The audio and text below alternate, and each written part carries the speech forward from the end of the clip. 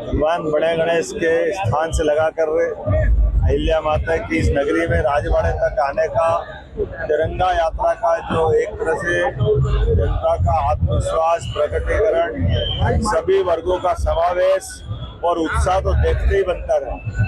मैं अपनी ओर से आज की इस बहुत ही ऐतिहासिक तिरंगा यात्रा में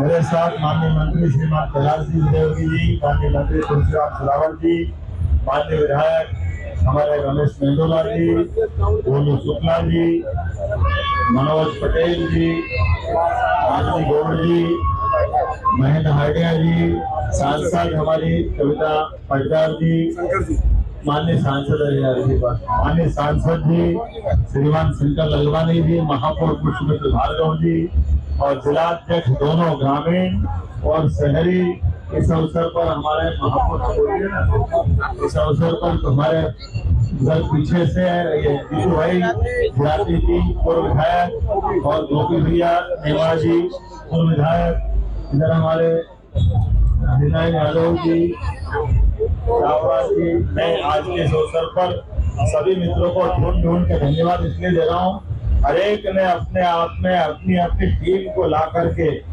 एक साथ इंदौर की गरिमा के हिसाब से, मुझे नहीं मालूम, कैलाश जी भाई साहब बता रहे थे कि आज तक इतनी भीड़ एक साथ कभी इंदौर में नहीं रही। ये ऐतिहासिक रिकॉर्ड बना है। यशस्वी प्रधानमंत्री के नेतृत्व में देश की तीनों सेनाओं ने इस प्रकार से दुश्मन के दांत खट्टे किए, आतंकवाद के खिलाफ एक सशक्त रणनीति के अंतर्गत एक ऐसा नया ऑपरेशन सिंदूर के माध्यम से नई नीति का उद्घोष किया गया। हमारी बहन बेटियों के सिंदूर में हाथ डालने वालों को जमीन के नीचे से निकाल करके जो मारने की मार पड़ी, पाकिस्तान जीवन भर नहीं भूलेगा। और दुनिया के सभी नेताओं के सामने जिस प्रकार से यशस्वी प्रधानमंत्री ने न केवल सेना को तैयारी का पर्याप्त समय दिया, बल्कि तैयारी के बाद जब मार पड़ी तो आज वो हमारे बीच में दुनिया का एक नया रिकॉर्ड बना है। इतने कम समय में एक परमाणु संपन्न राष्ट्र के घर में जाकर के मारना, और वो भी परमाणु ठिकाने के पास जाकर के, साथ ही साथ एक के साथ कितने प्रकार के हमारी सेना ने पराक्रम दिखाए हैं। जिन आतंकवादियों के जनाजे के साथ पाकिस्तान का झंडा लगा करके जो शोक व्यक्त करने आए, उनको जनाजे वाले के साथ ही भेजने का काम कर दिया है। यह है पराक्रम हमारी सेना का।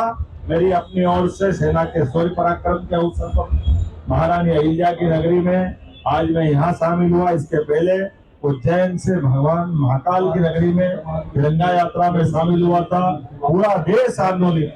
बीते दिन हम भोपाल में शामिल हुए थे। एक एक करके हर नगर हर शहर में पंचायत तक हमारी ये तिरंगा यात्रा जारी रहेगी।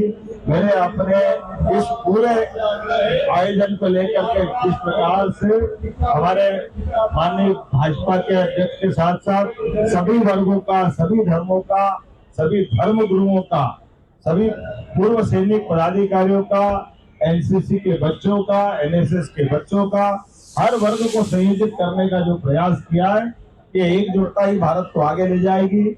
मैं यशस्वी प्रधानमंत्री को एक और कारण से बधाई देना चाहूंगा। उनके नेतृत्व में सभी धर्मों ने मिलकर के, क्या हिंदू क्या मुसलमान, सबने मिलकर के पाकिस्तान के द्वारा तो जो षड्यंत्र किया गया था कि उनके द्वारा आतंकवादियों ने हिंदू धर्म के लोगों पे अटैक करके एक तरह से हिंदू मुस्लिम दंगे की जो रचना बनाई थी, षड्यंत्र किया था, उस षड्यंत्र को पर्दाफाश करते हुए कश्मीर से कन्याकुमारी तक, अटक से लेके कटक तक पूरे देश ने एकजुटता के साथ इस युद्ध में भाग लिया और विजय हासिल की। मेरी अपनी ओर से बधाई। आज से 4 दिन बाद इसी अहिल्या माता की नगरी पर उनकी 300वीं जयंती के अवसर पर इसी राजवाड़े में हमारी सरकार के द्वारा कैबिनेट का आयोजन किया जा रहा, और इस कैबिनेट के माध्यम से हमारे विकास के नए कीर्तिमान बनेंगे।